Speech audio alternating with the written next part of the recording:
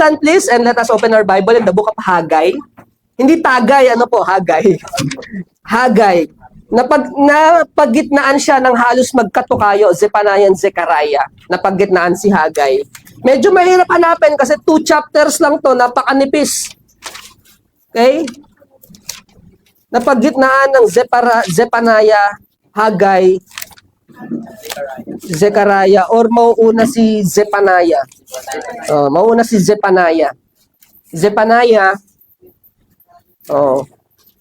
si Zephaniah, lalaki to. May member tayo, pangalan Merari Zephaniah, babae. Si Merari, lalaki din yun. Si Zephaniah, lalaki din. Haggai. Haggai chapter 1. Okay? Verse 1 to verse number 15 para makita po natin yung pinaka-context ng ating pong pag-usapan. Andiyan na po kayo? Haggai 1, verse 1 to verse number 15. Let us read responsibly. Ako sa verse number 1, kayo po sa verse number 2, and so on. Pero pagdating sa verse 15, tayo po ay magsasabay-sabay. Haggai chapter 1. Andiyan na po kayo? Okay, verse number 1. In the 2nd year of Darius the king, in the 6th month, in the 1st day of the month, came the word of the Lord by Haggai the prophet, and to Zerubbabel the son of Shealtiel, governor of Judah, and to Joshua the son of Joshadek, the high priest, saying, Thus saith the Lord of hosts, his people say, the time is now come, the time that the Lord shall shield people. Then came the word of the Lord by Haggai the prophet, saying, Is it time for you to dwell in Now, therefore, the saith the Lord of hosts, consider your ways. Ye have so much, and drink with us. Ye eat when ye have not enough. Ye drink when ye are not filled. Ye drink, but ye shall not. And he that earneth wages to put into the bag with them. Thus saith the Lord of hosts, consider your ways. Go out to the mountain, and give fruit, and fill the house, and I will take pleasure in it, and I will be glorified, saith the Lord. You looked for much, and lo, it came to little. And when you brought it home, I did blow it upon it. Why? Saith the Lord of hosts, because of mine house that is waste, and ye ran every man into his own house. Therefore the land of you is hid from you, and the earth is hid from your And I called for a drought upon the land, and upon the mountains, and upon the corn, and upon the new wine, and upon the oil, and upon that which the ground bringeth forth, and upon men, upon cattle, and upon all the labor of the hands. Then Zerubbabel the son of Shealtiel,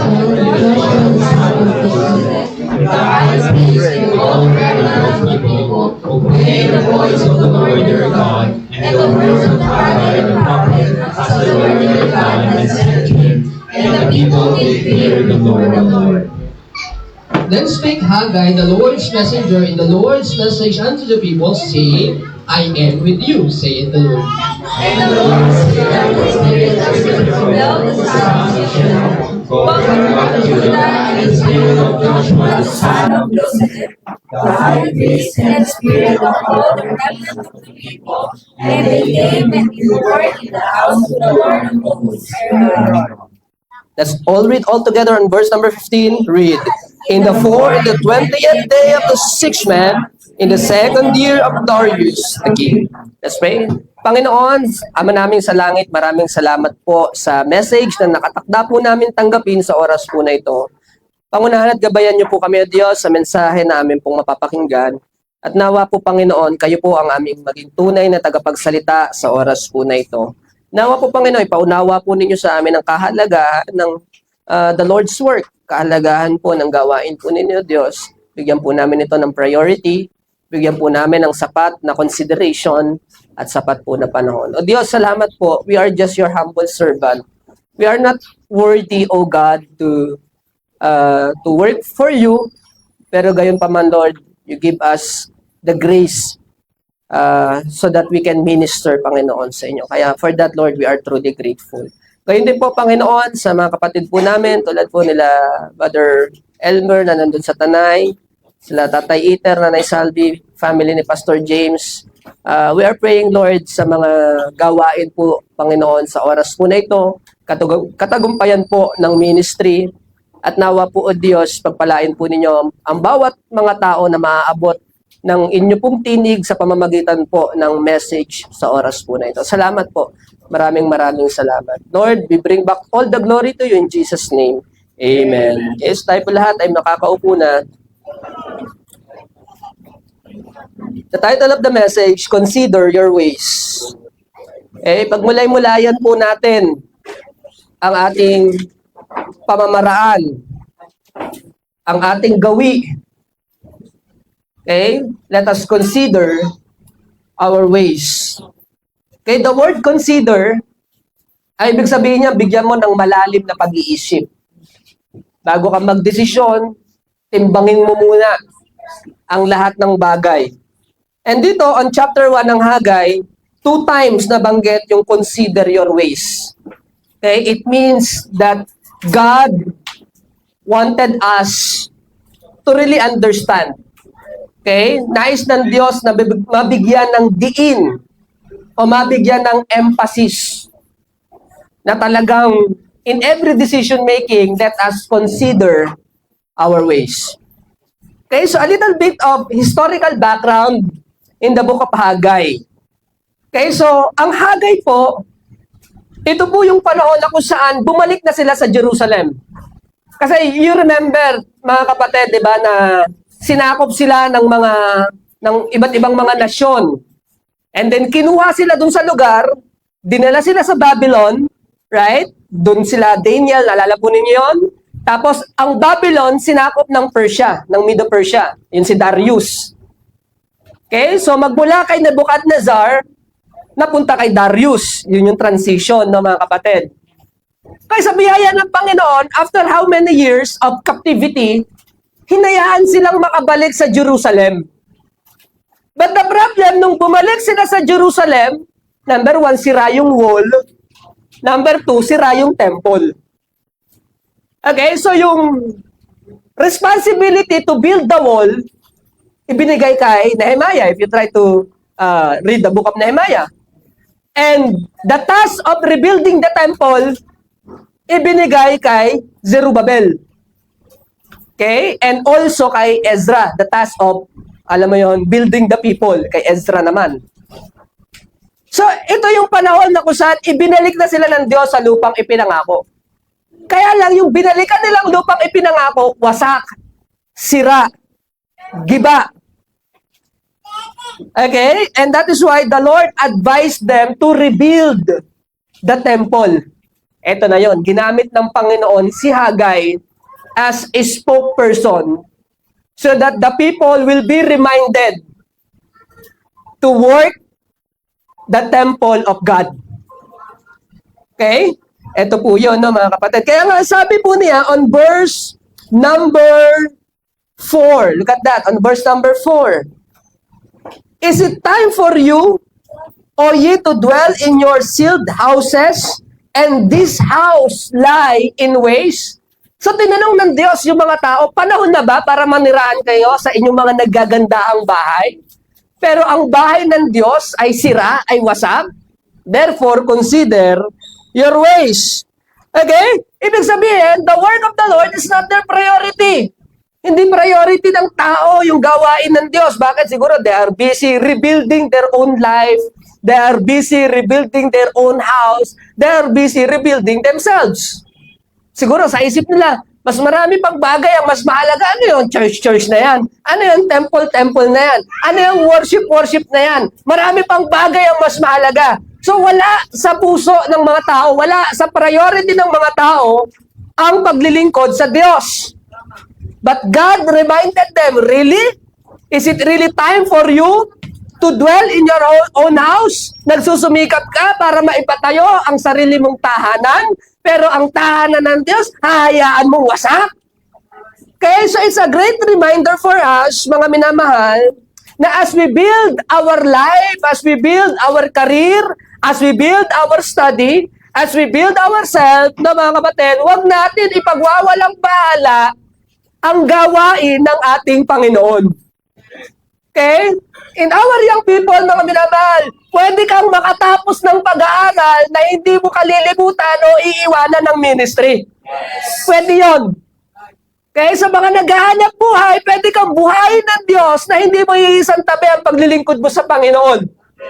Right? Is it really right, mga minamahal? Tama ba? Tanungin natin ang ating mga sarili. Tama ba na yung biyaya na ipinagkaloob sa atin ng Diyos ang maging dahilan pa para malayo tayo sa Diyos? Is it really the right thing?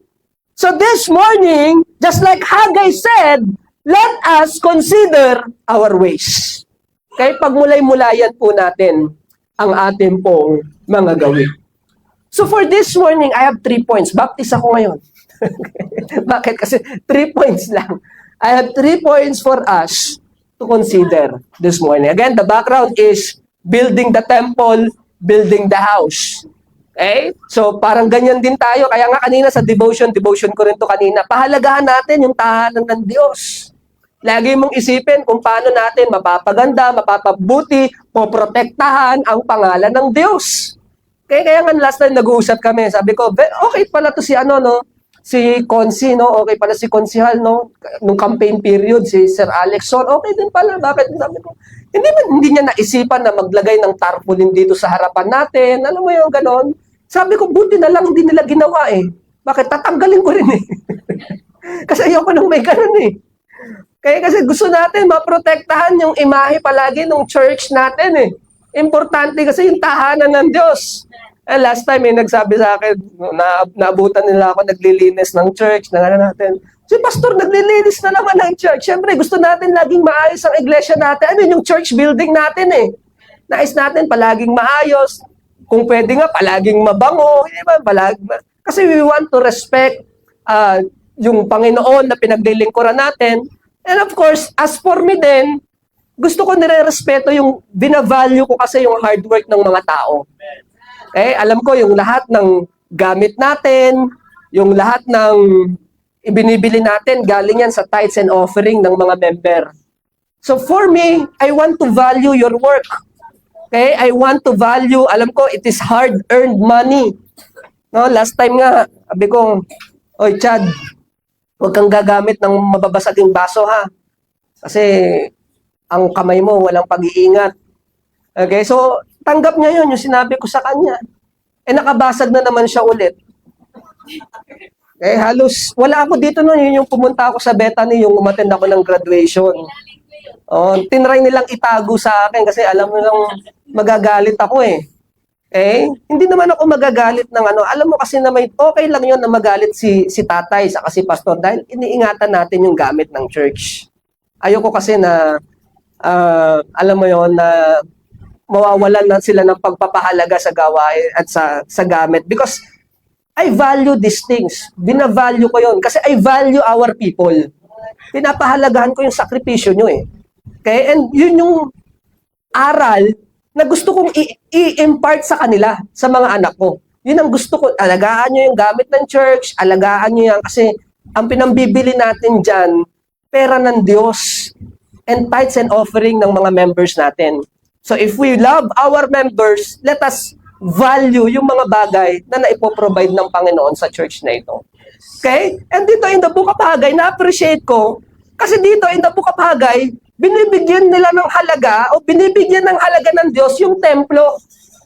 Okay? Binibigyan ng importansya yung pagpapagawa ng templo, yung pagpapagawa ng tahanan ng Diyos. Bakit? Kasi doon kasi nananahan yung presensya ng Panginoon. Doon nagtitipon yung mga tao eh. At doon nila inaalala ang Diyos. And that is why, ang sabi ng Panginoon, really, is it really time for you to dwell in your sealed houses? Sealed. Ibig sabihin, may kisame. No? Magaganda yung mga tahanan nila, pinagagawa nilang tahanan, magaganda kasi may budget sila coming from Darius eh, may budget to eh. So binigyan sila ng pagpapagawa, binigyan sila ng materyales, binigyan sila ng resources. Kaya ang sabi ng Panginoon, is it really time for you? Okay, tama ba yan na i-build mo ang sarili mong tahanan pero ang tahanan ng Diyos ay sira? Ang tahanan ng Diyos ay wasak? Tama ba yon? In our application sa buhay po natin, although of course, the interpretation it talks about the house of God, But in our interpretation, sa atin ng mga kapatid, it talks about the work of the Lord. Okay? Yung gawain ng ating Panginoon. Hindi man yung literal na tahanan ng Diyos, but of course, pwede rin natin ipagpalagay na gano'n dahil we are planning and praying to purchase a property. Okay? Pwede rin yun. Pero habang wala pa si property, pagpalagay natin na yung tahanan ng Diyos na tinutukoy sa Hagay ay yung gawain ng Diyos na dapat nating bigyan ng halaga o ng pansin. Okay? So this morning, I have just 3 points for us. Number 1, the priority of the Lord's work. The priority of the Lord's work. Okay? Bigyan natin ng priority ang gawain ng ating Panginoon. Okay? I'm not saying na mawalan na tayo ng panahon sa mga personal nating buhay. Hindi po yun. Hindi yun ang ibig sabihin. Hindi naman sinasabi ni Hagay, wag niyong gawin yung bahay niyo. Hindi. Ang sinasabi lang ni Hagay, habang ginagawa niyo yung bahay niyo, wag niyo naman kalimutan yung bahay ng Diyos. Okay? Kasi hindi naman hinihingi ng Diyos yung talagang totality ng panahon natin at ng kalakasan natin. Siyempre, dapat may time ka for the family, may time ka para sa sarili mo, may time ka para sa libangan, hindi ba? May time ka sa mga bagay-bagay. Pero sa division ng time natin, sa pagbabahagi ng time natin, huwag mong kalilimutan ang gawain ng ating Panginoon. Okay? Ganun din sa budgeting. Sino rito yung nagbabudget? Okay? Yan. Siyempre, kinakailangan may budgeting, mga kapatid. Pag wala kang budgeting, wag ganun ha. Matuto tayong mag-budget ng resources. Okay? Yung matalinong paghawak ng pera. Importante yon. Bakit? Kasi pag hindi ka marunong humawak ng pera, gastos ka ng gastos hanggat meron. Hindi ba? Tapos mamumroblema ka na lang pag wala. Parang ganon. So, kinakailangan, alam mo yung value ng pera mo. Alam mo kung saan mo ilalagay. Planuhin mo. Importante yan para, alam mo yon yung konting kusing na meron tayo, may kalalagyan talaga siya. Tama yung kalalagyan niya. Okay, lakas na loob ko magsalita. Kala mo, nagbabudget din ako no? Nagbabudget din ako pag merong babudgeted. Mahirap kasi mag-budget pag wala. Tama. Hindi ba? Mahirap mag-budget pag wala Okay? Pero dapat matalino tayo sa paghawak. So may budget ka para sa family. Okay? May budget ka para sa savings. May budget ka rin para sa Panginoon. Hindi ba? Maganda yung practice na inihihiwalay mo agad yung para sa Diyos Maganda yung ganong klaseng practice. Kesa yung ititira mo na lang, yung matira na lang, yun na lang yung sa Diyos. Okay? Pangit yung ganong klaseng practice. Ang maganda, pagkakuha natin ng ating resources, i-budget mo na kaagad. Maging matalino tayo sa paggamit. So dito po, mga minamahal, let's talk about the priority of the Lord's work. On verse number 2, look at this. Thus saith the Lord of hosts, saying, these people say, ang sabi daw ng mga taong ito, look at this. Ito daw ang sabi ng mga tao, the time is not come. The time that the Lord's house should be built. So ang sabi nila, sabi daw ng mga tao, ay hindi pa takdang panahon. Hindi pa tamang panahon para itayo ang tahanan ng Diyos. Hindi pa tamang panahon para umpisahan natin yan. Okay? Mga minamahal, it is always the right thing and it is always the right time to do the Lord's work. Okay? Kaya nga sabi ng Bible but seek ye first the kingdom of God. Remember thy Creator in the days of the youth. It is always the right time and it's always the right thing to serve God, mga minamahal. Huwag mo sabihin, saka na lang ako maglilingkod pag graduate na ako. Saka na lang ako maglilingkod kapag retire na ako. Kung ganyan ang mentality natin, aabutan ka na lang ng kamatayan, hindi ka pa nakakapaglingkod Kasi tingnan mo, saka na lang ako maglilingkod pag graduate na ako. Nakagraduate ka, nakahanap kang trabaho. Saka na lang ako maglilingkod pag retire na ako. O 60 years old ka na, retire ka na. Saka na lang ako maglilingkod kapag wala na, abutan ka na ng kamatayan, hindi ka pa nakakapaglingkod. Hindi ba? Kasi hanggat meron tayong excuses, palagi ka makakahanap ng dahilan ang tao pa naman, mga minamahal, ang galing humanap ng dahilan. Sabi ko talaga. Okay? Last time, may nakausap ako dun sa may nakausap ako sa PL Moon. Okay? Ang sabi niya sa akin, Pastor, paano ba yung mawawala yung hiya ko? Sabi niya gano'n. Wag, mawawala ng hiya. Sabi ko sa kanya, ako mahihain din talaga ako. Sabi ko, hindi nawawala. Hindi nawawala, kinakailangan lang tanggapin mo. Okay? At paglabanan mo kung nais mo mag-function ng maayos.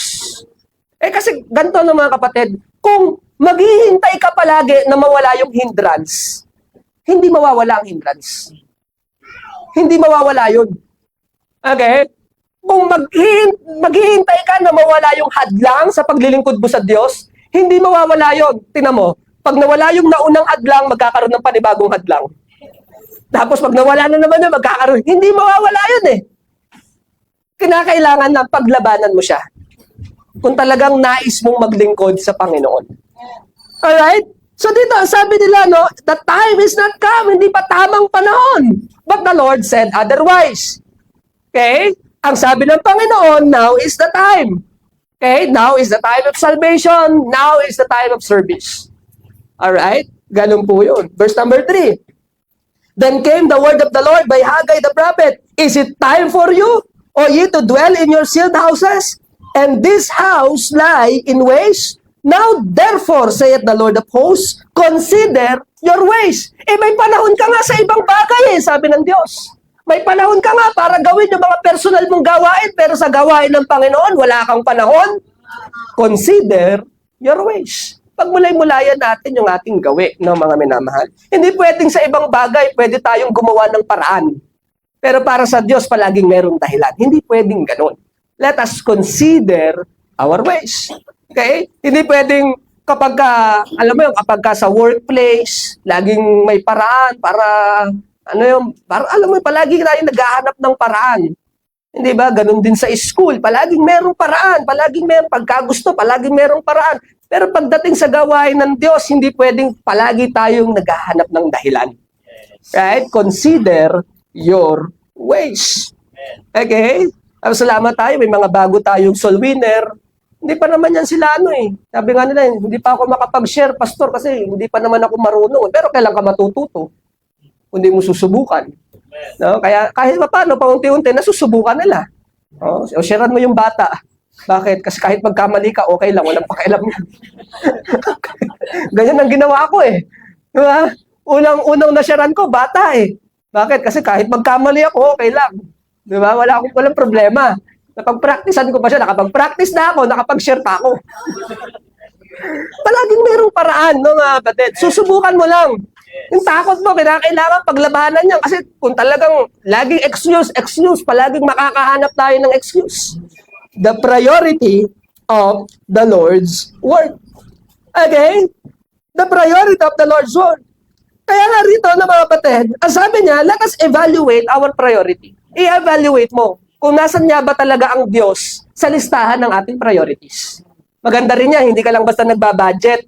Naglilista ka rin ng level ng priorities mo. Ito yung matalinong priorities. Number 1, God. Okay, number 1 yan, God. Number 2, family. Importante rin yan, yung family. Number 3, church. Okay? And don't get me wrong, hindi magkakaaway yung tatlong yan. Hindi magkakaaway, hindi ko sinabing, pagka dapat, unahin mo yung family kesa church. Hindi ibig sabihin yung family sa church, contradict. Hindi gano'n, kapatid. Ang relationship dapat ang relationship dapat ng family sa church, complementary. Yes. Tulungan. Yes. Tuwangan para sa Diyos. Okay? Yung pastor, inaalagaan niyang church. Pero pag uwi natin sa ating mga tahanan, yung tatay ng pamilya ang mag-aalaga ng spirituality ng family. So yung mga tatay natin, you have to understand, ikaw ang pastor pag nasa bahay ka na. Diba? Pag nasa bahay na kayo, ang mga tatay, tayo po ang pastor ng ating mga pamilya. Ililid natin sila. Okay? Huwag mo hahayaan. Huwag natin nahayaan ng mga anak natin nakakapakinig lang ng Word of God tuwing Sunday. Kasi kulang yun. Kulang yun. Naalala lang sila Job, sila Abraham. Di ba sila yung mga pastor ng sarili nilang tahanan May member nila, yung mga sarili nilang anak. Hindi po ba? Huwag natin pabayaan yung spirituality ng mga bata. Hindi pwedeng 5 times a week silang pumapasok sa school, tinuturuan sila ng mga bagay na sekular, tapos limitado every Sunday lang yung para sa Diyos. wag natin hahayaan. Kaya meron tayong mga tatay na dapat mag-alaga sa spirituality ng kanilang mga pamilya. Okay? Tapos pagpunta natin dito sa church, ang pastor naman ang mangangalaga sa spirituality ng mga members. Ganun po yun, no, mga kapatid. So let us evaluate our priorities. Nasaan nga ba ang Diyos sa listahan ng ating mga priority sa buhay? Baka kako, sabi ko nga baka kako ang Diyos nandoon palagi sa dulo. Hindi ba? Lagi natin sinasabi, ang Diyos nasa puso ko, nasa puso ko. Kapatid, ang puso natin may trono. Ang tanong, sino nakaupo? Sino nakaupo sa trono ng ating puso? Oo, nandyan nga ang Diyos. Nandyan nga si Jesus, nasa puso mo. Ang tanong, nasa trono ba siya? Baka kako nandoon lang siya sa ilalim. Ikaw pa rin na nakaupo doon sa trono, wag ganun.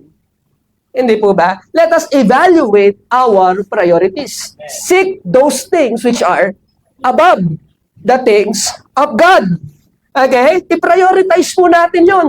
Bigyan natin ng sapat na panahon. Bigyan po natin ng sapat na consideration. Number 2, let us evaluate our circumstances then, no, mga kapatid. Look at this on verse number 6. You have sown so much. Ang sabi niya rito, verse number 6, you have sown much and bring in little. Ye eat, but ye have not enough. Ye drink, but ye have not filled with drink. Ye clothe you, but there is none warm. And he that earneth wages to put it in a bag with holes. You look at that. Sabi niya, trabaho ka ng trabaho. Pero yung sweldo mo, inilagay mo sa bag na butas. Okay? Magandang pananalita yun. Hindi po ba? Magandang expression yun, magandang figures of speech yun. Kasi naglalagay ka ng pera sa isang bag na butas. Hindi ba? Ibig sabihin nun, nagpapagod ka para sa wala. Okay, nagsusumikap ka para sa wala. Nahahadlangan yung pagpapala ng Diyos. Bakit? Kasi hindi nauuna yung mga bagay na may kinalaman sa Panginoon. Now, if God is not our priority, look at this, kaya nga sabi ng Bible, but seek ye first the kingdom of God. Kung second lang siya o third lang siya, okay, nahahadlangan yung pagpapala ng Diyos. Hindi ba? But seek ye first the kingdom of God and His righteousness, and what will happen? And all these things shall be added unto you. Okay? But this time, ang sabi niya, nagtatrabaho kayo, nagpapagal kayo, sabi po ng Bible, nag-aangad kayo ng malaki, pero maliit ang nakukuha at nag-aanap kayo ng sweldo, ngunit yung sweldo, inilalagay natin sa isang bag na butas. Ibig sabihin, kahit anong pagsusumikap mo, baliwala. Parang napakabigat pa rin. Naranasan niyo ng mga kapatid, ang buhay parang napakabigat. Naranasan niyo, napakabigat ng buhay natin. Diba? Bakit ganun? Para tayong hinihila pababa. May mga ganung klaseng pagkakataon. Kaya kami ni Sister Tams na mga kapatid, Nay, parang ano ng buhay natin ngayon ah? Nag-tights ka ba? Nag-uusapan namin yan eh. Baka nakakalimutan mo ah. Oh, ganun eh, no, mga kapatid. Kaya nga, evaluate your priorities. Number 1, evaluate your circumstances. Evaluate natin yung kalagayan po natin. Baka merong mensahe na nais ipaalala sa atin ang ating Panginoon. Look at this. Verse number 9. Look at this. You look for much, and lo, it come to little. And when you brought it home, I did blow upon it. Why, saith the Lord of hosts? Because of mine house that is waste, and ye ran every man in his own house. Kasi yung tahanan ng Diyos, yung gawain ng Diyos, hindi nabibigyan ng halaga. Ang mga tao, busy sa kanilang mga tahanan. Busy sa kanilang sariling mga gawain. Kapatid. Okay? Kaya nagkaroon ng judgment ang Panginoon. Let us evaluate our circumstances. Let us evaluate our priority. Number 1, the priority of the work of the Lord. Number 2, para kanino ba to itong mensahe po na ito? Para kay Zerubbabel and para kay Joshua. Okay? Ibang Joshua na po ito, hindi na ito yung nasa book of Joshua. Okay? This is Joshua, the son of Josedek, the high priest, on verse number 1. Okay? The people, number 1, the priority of the Lord's work. Number 2, the people of the Lord's work. Yung mga tao ng Diyos. Verse number 1, look at this. In the second year of Darius the king, In the 6th month, in the first day of the month, came the word of the Lord by Haggai the prophet. Look at that. Meron tatlong nabanggit po rito. Haggai the prophet, number 1. Number 2, Zerubbabel, the son of Shealtiel, the governor of Judah, number 2. And Joshua, the son of Joshedek, the high priest. So we have a prophet, we have a governor, and we have a high priest. Tatlong opisina yung nabanggit po rito, no, mga kapatid. Tatlong anointed office ng Diyos. Number 1, yung prophet. Ano yung prophet? Yung mga preachers, yung mga mangangaral ng Diyos, yung mouthpiece of God, the spokesperson of God. Those are the prophets. Ano yung governor or king, governor?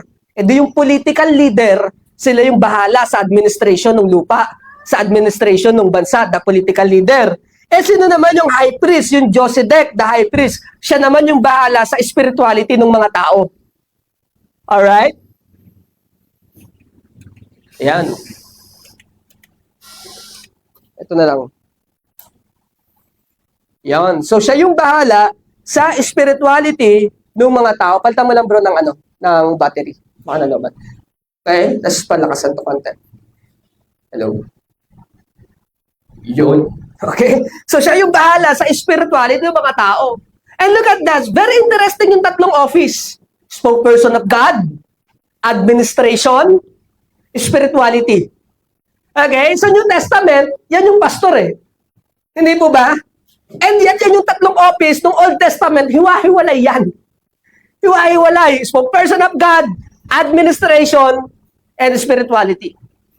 Okay? That in the New Testament, it is the office of the pastor. Okay? And very interestingly, when we talk about the people of the work of God, you look at this, no, mga kapatid. Importante o napakahalaga yung godly leadership, mga kapatid, sa gawain ng Panginoon. Godly leadership. We value godly leadership. Okay? Leadership in our church, leadership in our home. That is very, very important. Okay? I don't know sa mga school natin kung napag-uusapan yung leadership. Meron bang subject na leadership sa mga school? Meron ba? Meron kayong subject na leadership sa mga school? I don't think so. No, walang. Bakit? Kasi mga kapatid, hindi pinag-uusapan ang leadership sa secular world, sa school. And yet, yan yung subject na napakahalaga. Everything, the rise and fall of an organization is always depends on its leadership. You have to remember that, mga kapatid. Uulitin ko po, the rise and fall, ang pag-angat at pagbagsak ng kahit anong organization, it is always depends on its leadership. That is very, very important. Okay? The leadership in our church, ito yung dalawang bagay na importante. Leadership in our church and leadership in our home. Okay? Let us value godly men, mga kapatid. The godly men. Okay? And this time, makikita po natin si Zerubbabel, si Haggai, at si Joshua, mga godly men of God. And look at this, and they work together, right? They are working together para po maayos yung gawain ng ating Panginoon. Mga kapatid, kinakailangan natin ng mga godly men. Godly men, kapatid. Very, very courageous men. Men of leadership, man of God, man of valor. Okay? Sa mga kababaihan po natin, lalo sa mga single, huwag kang pipili ng mga kalalakihan na babading-bading. No, yung hindi kayang humarap sa hamon ng buhay. Yung parang baby-babyhin mo. No, kaya inis ako sa mga Korean culture eh. Hindi naman sa don't get me wala akong galit sa mga Koreano. Ang ayoko lang yung pagiging feminine ng mga lalaki. Yun yung ayoko, yung masyadong, yung pagiging malambot, yung pagiging, pag may nadadaanan ko yung mga Korea, yung mga babae ang nanliligaw sa mga lalaki, naano ko sa mga ganun. Sabi ko, hindi yan yung kultura na nais ng Diyos para sa atin. Okay? Ang nais ng Diyos, mga kapatid, mga godly men, godly leadership sa ating iglesia, sa ating tahanan.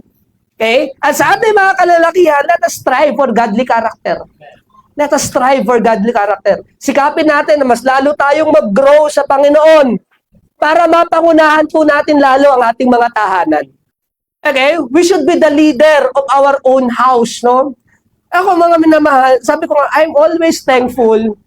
Salamat ako. Hindi ko na-experience talaga yung, hindi naman sa pagmamalaki. Mahal ako ng asawa ko at mahal ko ang asawa ko. Okay? At biyaya ng Panginoon, ang nauunawaan po namin, yung God design, yung disenyo ng Diyos sa pamilya. Alam niyo po ba ang disenyo ng Diyos sa pamilya? Ang leader, lalaki. Yan ang disenyo. Hindi misogynist yan, kapatid. Disenyo ng Diyos yan. Okay? Tinatawag na lang na misogynist ng mundo. Pero iyan po ang aral ng Diyos. Disenyo ng Diyos yan. Lalaki ang leader ng tahanan. Okay? At yung mga kababaihan, sinusuportahan nila yung leadership ng kanilang mga asawang lalaki. Tapos yung mga anak, nagpapasakop sa kanilang mga magulang. Okay? Ganyan ang disenyo po ng Diyos. Pero ang mundo natin, binabaliktad. Hindi, kung anong kaya nyong gawin, kaya na rin namin. Hindi pwede. Ako hindi ako papayag. Hindi ako papayag na kung anong kayang gawin ng babae, kayang gawin ng lalaki. Hindi. Di ba? Magkaiba yun. Magkaiba yung disenyo ng Diyos sa lalaki, magkaiba yung disenyo ng Diyos sa babae. Pero parehong disenyo ng Diyos yun. Hindi ba? Huwag natin pagrarambulin. It has nothing to do with equality. Okay? Pero sa ating mga tahanan, ang nais ng Diyos, yung mga godly men. Godly father. Para pangungunahan natin yung ating pamilya, mas lalo silang mailapit sa Panginoon. Okay? Throughout the Bible, basahin po ninyo. Okay? Sila Abraham, sila Jacob, sila Joseph, sila Joshua. These are men of family men. Family men ang mga taong ito. Mga tatay ng kanilang mga tahanan, ginamit ng Diyos para ma-lead ang kanilang mga pamilya palapit sa Panginoon. The value of godly men and godly leadership. And look at this on verse number 12. Look at this. On verse number 12. Una, the importance of godly leadership. Number 2, may leadership ka, pero walang mararating ang leadership kung mag-isa lang siya.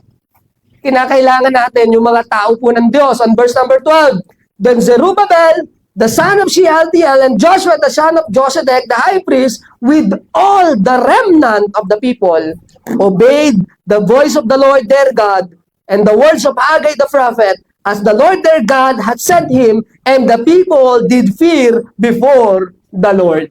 Okay? Number 1 ingredient, godly leadership. Pag merong godly leadership, kinakailangan naman natin yung mga submissive na mga tao. Okay? Blessing po ng Panginoon. Actually, sabi ko nga, blessing ang church natin. Lagi ko sinasabi, blessing. Bakit? Kasi pinagkalooban tayo ng mga member na supportive sa gawain ng ating Panginoon. Okay? Hindi nyo pinababayaan si pastor na si pastor lang ang lahat ng gagawa. Although ako naman, hindi rin ako palaging palahingi ng favor sa mga member. Ako mismo personally, hanggat kaya ko, gagawin ko yan.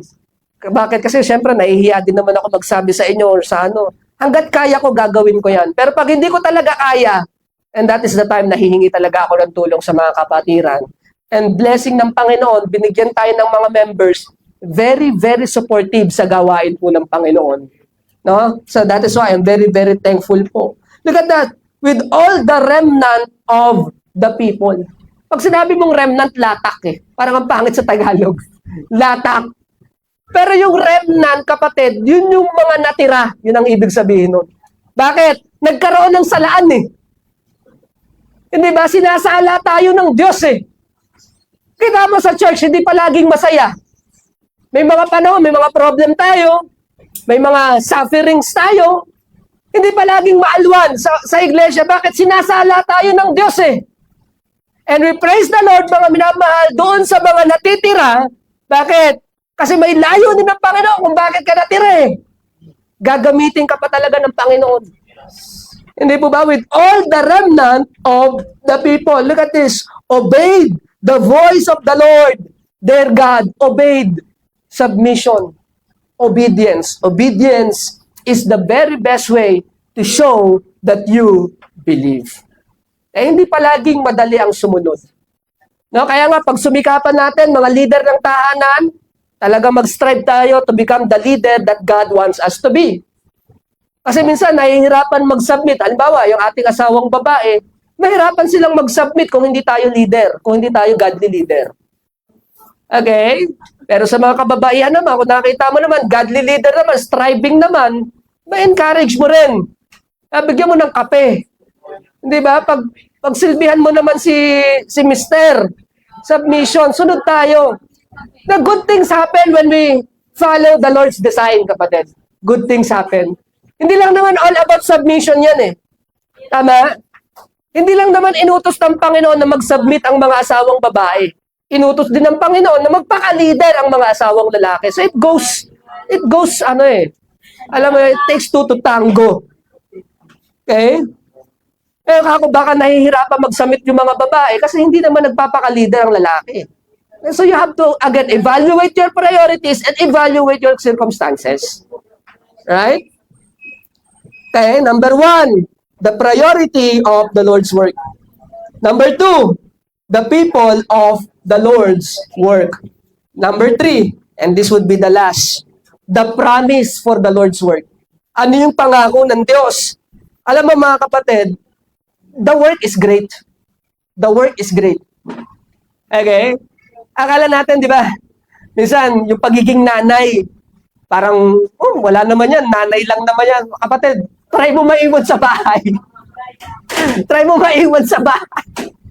Eh, nakakapagod po ang pag nandito ka sa bahay, ikaw mag-aalaga ng mga bata, mag-aasikaso ng tahanan. But sana kung patong-itong-its lang yung mga yan. Hindi naman. Hindi ba? Mahirap po maging nanay. No? Mahirap din maging tatay. Kaya mahirap maging asawang lalaki, mahirap maging asawang babae. Mahirap yan, no? Mahirap mag-work. Kapatid, alam ko may mga professional careers po tayo. Mahirap yon. Mahirap din sa ministry. Mahirap din sa ministry. Lahat yan mahirap. The work is great. Pero look at this. Anong sabi ng verse number 13? Then spake Haggai, the Lord's messenger, in the Lord's message unto the people, saying, I am with you, saith the Lord. Mahirap ang gawain. Malaki ang gawain. Pero pasalamat naman tayo, hindi naman tayo iniiwan ng Diyos. Mga kapatid. Hindi tayo iniiwan ng Diyos. Okay? May maling konsepto, di ba, patungkol sa pananampalataya. Naalala po ninyo? Maraming konsepto patungkol sa pananampalataya. Akala nila, porke nananampalataya ka, hindi ka nagagawa, mananampalataya ka lang. Hindi po, kaya nga sabi po ng Bible, living by faith. Ipamumuhay mo ang iyong pananampalataya. Paano mo masasabing nananampalataya ka kung ang pananampalataya mo hindi nagre-resulta ng aksyon? So you look at this, no? Nananampalataya yung mga tao na magkakaroon ng templo and yet gumagawa yung mga tao para magkaroon ng templo. Yung gawa natin, mga kapatid, nagre-reflect ng ating pananampalataya. Okay? The work is great. Mahirap talaga yan. Malaki ang gawain. Pero pasalamat tayo, nandiyan ang Panginoon. Kaya nga, if you will try to, kumbaga kung iisipin mo, Pastor, naghahangad ka ng 7 million na lupa, naginip ka ba? Okay? Pero kung hindi ka mangangarap at hindi ka mananalangin, at kung hindi ka gagawa para doon, walang mangyayari, hindi po ba? Diba? Kaya ipinaplano natin, pinapanalangin natin, ipaplat natin. Diba? At pagtutulungan natin. Yun ang nais po ng Panginoon para sa gawain po na ito. Kaya alam ko mahirap po yan. Mahirap yan. Pero hindi naman tayo iniwanan ng Diyos, hindi po ba? God will surely enable you, bibigyan ka ng sapat ng nakakayahan ng Panginoon para magampanan ng kanyang gawain. Ako kung sarili ko lang kakayahan, malamang hindi ako naging pastor. Kasi mahihain nga po ako eh.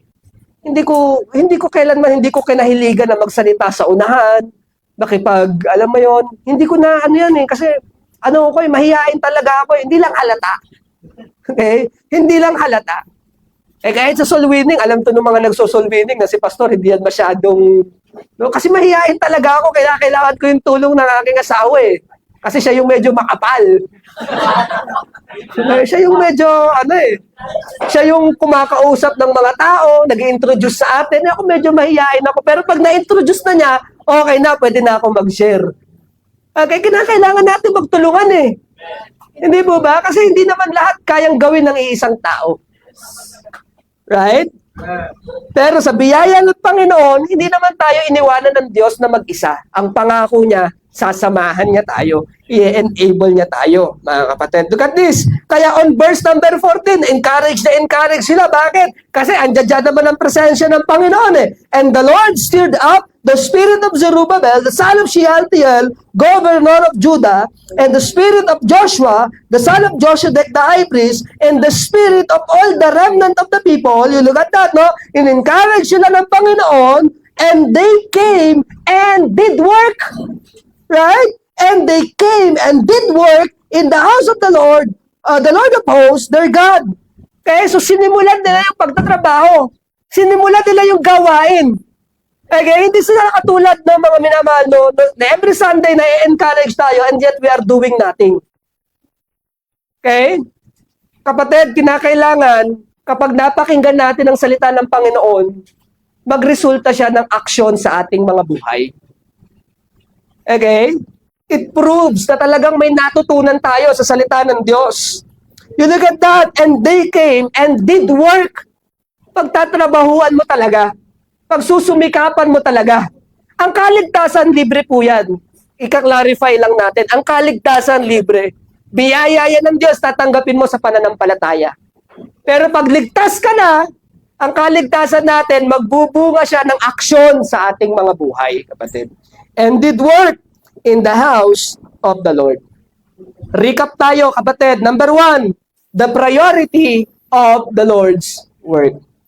Number 2, the people of the Lord's work. And number 3, the promise for the Lord's work. Kapatid, let us consider our ways. Okay? Evaluate natin yung ating sarili, evaluate natin ang ating panahon, evaluate natin yung mga bagay na binibigyan natin ng halaga. Nasaan nga ba ang Diyos sa listahan ng ating mga priorities sa buhay? I hope, kapatid, bigyan natin ng mas mataas na pagkilala ang Diyos.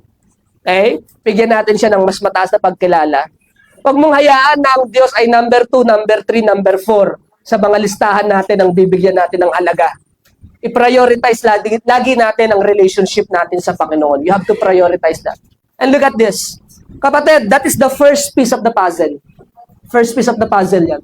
First piece of the puzzle. God is the first piece of the puzzle. Okay? Bakit ko nasabi? Nakakita na kayo ng puzzle, hindi ba? Nakakita na kayo ng puzzle? Alam mo yung 4 na corner? Alam mo yun, bakit? Siguro, di ka na magkakamali dun eh. Alam mo, unahin mo yung gitna. Ewan ko, kung autistic, siguro kaya nila yung gitna yung uunahin, di ba? Pero tayong mga normal, ang hinahanap natin yung 4 na kanto. Bakit? Kasi yung 4 na kanto, yun yung sigurado kang tama. Hindi ka na mamamali doon. And from there, unti-unti mong mabubuo yung puzzle. I'm telling you, God is the first piece of the puzzle. He is the first piece. Lagi mong unahin ng Panginoon and everything will follow. Everything will fall into their rightful places. Unahin mo ang Panginoon. Relationship, career, church, family, unahin mo ang Panginoon and everything will fall into their rightful places. Yun lamang po, mga kapatid, consider your ways. Let us pray. Father in heaven, salamat po for a very simple message na ipinagkaloob niyo po sa amin sa umagang ito. Thank you, Lord, for showing us the importance of your work. And thank you, Lord, for enabling us to accomplish this work. Nawa po, Panginoon, bigyan niyo po kami ng puso na talagang magbibigay ng priority sa gawain po ninyo. Dahil nalalaman po namin ng gawain po ninyo ay dakila, hindi lamang po dahil sa benepisyo na maaari po naming matanggap, kundi dahil na rin sa kung sino't ano ka, O Diyos. The work is great because our God is great. Lord, thank you po for a beautiful reminder for us. And we know, Lord, you are the first piece of the puzzle. Ikaw yun eh. Ikaw yun. Ikaw ang dapat naming unahin. Ikaw ang dapat naming unang pahalagahan at bigyan ng mataas na posisyon sa aming mga puso. And I know, Lord, kapag inuna ka namin, everything will just fall into the rightful places. Magiging tama ang lahat. Ikaw ang mag-aayos ng buhay namin, ng trabaho namin, pag-aaral, career, everything, relationship. Lord, help us, Lord, na ikaw ang maging una at maging sentro ng aming pong buhay. And Lord, kung napapabayaan po namin ang inyong gawain dahil preoccupied kami ng mga pansarili po naming mga ginagawa. Lord, thank you for the reminder. Thank you for the reminder, Lord, dahil pinaalala niyo sa amin, oh nga, dapat ka naming unahin dahil kami naman, hindi mo kami hinuli.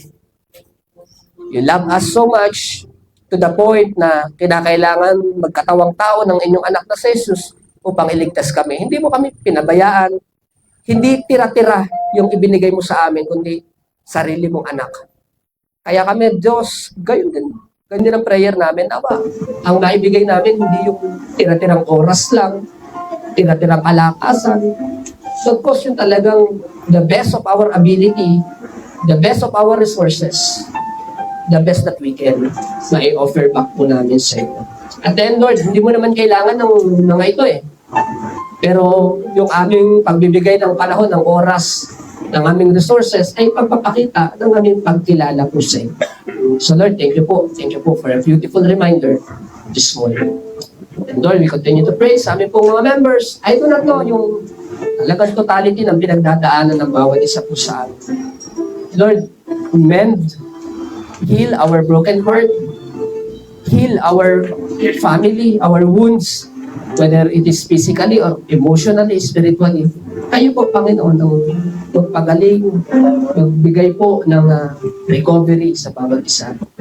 We pray, Lord, we pray.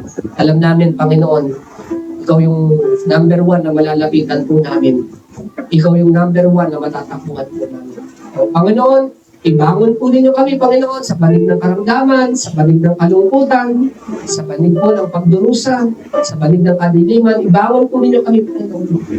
At ituro niyo po kami sa tama po lagdas na dapat po natin makanan. Kaya hindi po sa banig ng karamdaman.